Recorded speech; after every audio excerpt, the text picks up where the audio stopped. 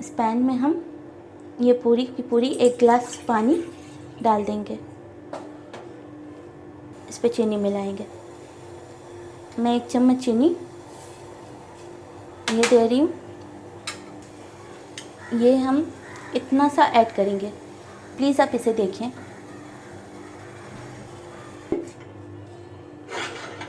इसे हम छान लेंगे। फ्रेंड्स, आप अपने टेस्ट के हिसाब से भी कर सकते हैं। 1 चम्मच लेनी है या 2 चम्मच। मैं 1 कप में 1 ही चम्मच दूंगी क्योंकि हमने चीनी भी ऐड की थी।